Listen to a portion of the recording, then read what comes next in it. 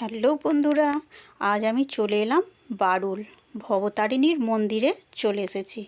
তো দেখে বুঝতেই পারছো। আর দেখো খালি মন্দিরটা, খুব সুন্দর কিন্তু মন্দিরটা। তো এইটা কিন্তু দক্ষিণেশ্বরের মন্দিরের আদলেই তৈরি। এটা তোমরা মনে করো না যে দক্ষিণেশ্বরের মন্দির, এটা কিন্তু মা ভবতারিণীর মন্দির। এটা হচ্ছে বারুল।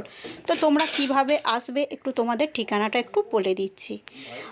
বইচিতে নামবে, বইচি থেকে নেমে টোটো বা অটো করে বলবেন যে বারুল যাব, বারুলের ভবতারিণীর মন্দিরে যাব।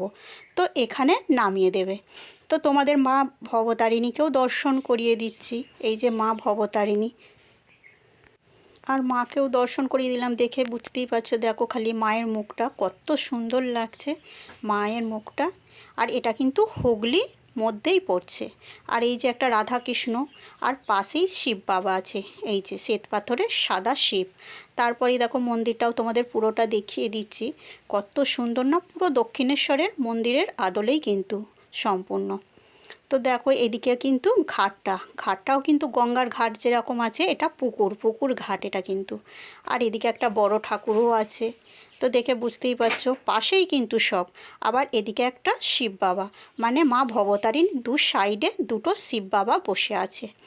তো তোমাদের কেমন লাগলো অবশ্যই কিন্তু কমেন্টে জানিও।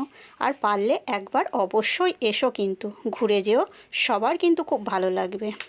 জয় মা ভবতারিণী।